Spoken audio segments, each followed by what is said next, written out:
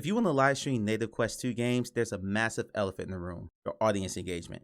You can't read live chat in the native Quest 2 games. And here's sound alerts.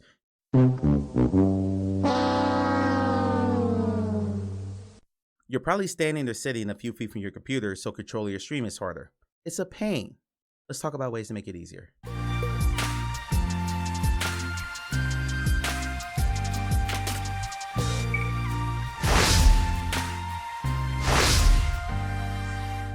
Hey, it's Live Open Mic. Thank you for checking out another video. If you find these tips helpful, let me know down in the comments. Be sure to like the video and consider subscribing to the channel. It really helps me out.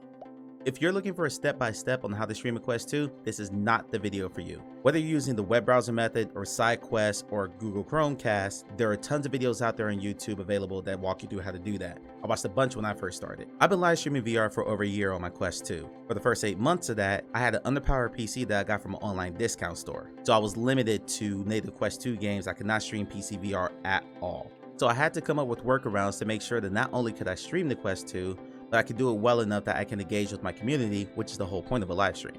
Let's start with the biggest obstacle, your live chat. Currently, there is no way to see your chat in the native Quest 2 game. I hope that changes in the future, but for now, let's look at your option. First, there's text-to-speech. This is an option I first used for months. I use a website called speechchat.com, and it's really easy to set up. So easy that I made a YouTube short about it right here. While this is the easiest method, it does have its drawbacks. You have to program your chatbot to basically put a message in chat for every single event that happens. Follower, a sub alert, a raid, anything that you normally get a sound cue for in a typical stream, you now have to put into text so TTS can read it off to you. You're also at the mercy of all your chatters being good spellers, which, good luck with that. And you have to follow 2 audio streams, your TTS and the game itself. That level of multitasking while also trying not to be terrible at the game you're trying to stream is exhausting. I will be completely wiped out after like a 3-hour stream. Your next option is a live person, a friend or a family member who can be either in the room with you or on a voice chat and just be reading chat to you. Again, this one has its drawbacks. First, unless you tell that person to read every single message that happens in chat, you're at the mercy of their judgment as to what they think is relevant for you to hear. This can easily turn into a trolling situation where your person reading chat to you and your chat themselves can kind of conspire to mess with you while you're playing the game. Believe me, I speak from personal experience. And 2, it's also just like TTS, splitting your focus because now you're listening to 2 different audio streams instead of just TTS, now it's an actual person. So it's just marginally better. This last option is what I recently went to. I bought a cheap armband cell phone holder from a discount store and I loaded my chat onto an app in that phone. I then strapped that to the inside of my left forearm. So now if I want to read chat, I just quickly glance down out of my headset, down to my arm, read chat, respond, and then keep it moving. This is, for me, the most effective method. I just had to retrain myself to look down at my arm instead of just listening to TTS the whole time because I got so used to it. Now, let's be clear, none of these are great options, but until Meta actually gives us an update that allows us to post a browser window inside a game, these are the options that we have. Your next challenge is sound alerts. Chat loves to play sound alerts and it can be a really fun part of your stream if you pick the right ones. When I stream VR horror games, I put in stuff like jump scares or screams or whispering, creepy kids, and chat loves to play those to mess with me while I'm playing the game. But they're less effective if you can't hear them. I used to play them over a speaker in my streaming room, but even with all the noise gates and every other filter that I could think of turned on and with the speaker turned way down so I could barely hear them, my microphone would still pick it up. Also, because I could barely hear them, if the game itself was particularly loud, most of the time I didn't hear them, and now I'm back to square one. The workaround for this is to bypass the Quest audio altogether. Get a good pair of low latency Bluetooth headphones and connect them to your PC. Then turn the audio on your actual headset all the way down so your microphone doesn't pick it up, and just listen to the game feedback on your PC. That way you're getting the game audio and you're getting the sound alerts. The big issue here is latency. There can be a delay between when you hear something and when you see it in the game, so you're going to see things happen in front of you before you hear them. If you're playing a game that needs like a fast reaction time, like a first-person shooter, or if you're playing something that's ranked or competitive, this could be a drawback.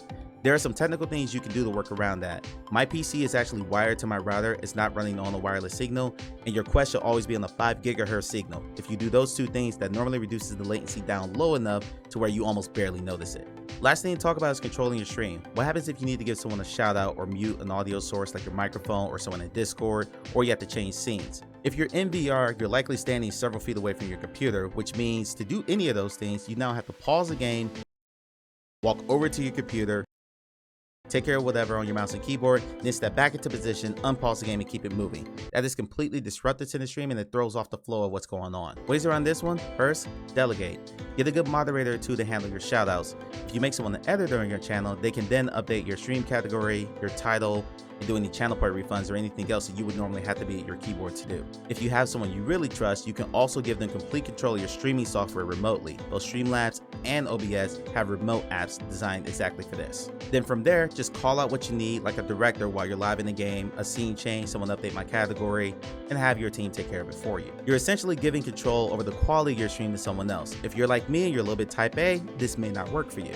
Plus, if that person is not available for a stream, again, back to square one. The other option is to do the remote work yourself. I never thought the Stream Deck worked for me because I'm not at my PC while I'm gaming, but this is the one use case where it makes sense. However, I don't have $100 to $200 to drop on one of those.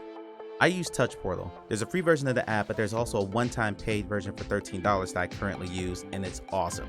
Touch Portal is a PC and mobile companion app that turns your mobile device, a tablet, a phone, whatever, into a makeshift Stream Deck. I should point out that Stream Deck does have software for this available as well, but it's a monthly fee and I didn't want to pay that. I wanted to pay a one-time fee, so Touch Portal works better for me. Touch Portal allows me to do all those stream control things I just mentioned using the old iPad I had laying around the house, but it's so much more than that. Now I have a fully functioning soundboard and I can do some fun channel point redeems like stream camera filters. So now I have this iPad mounted on one of my lights that sits behind me when I'm in VR, and it sits low enough that I can see it just like I can see the wrist piece without having to take my entire headset off. So I can look down, hit whatever button I need to hit, and then keep the show rolling. There are a lot of Touch Portal videos already out there, and I've done several tutorials on my live stream over on Twitch, but if you'd like to see a video on that on this channel, let me know down in the comments. And that's it. Live streaming Quest 2 has been a huge challenge for me, but getting creative with some of the solutions, I've been able to do a lot of workarounds to make it as seamless as possible and provide a good experience for my community. What do y'all think? If you're live streaming Quest 2 yourself and you think I missed something, let me know down in the comments. Again, please like the video and subscribe to the channel. It really helps me out. Thank you for watching. I'll see you next time.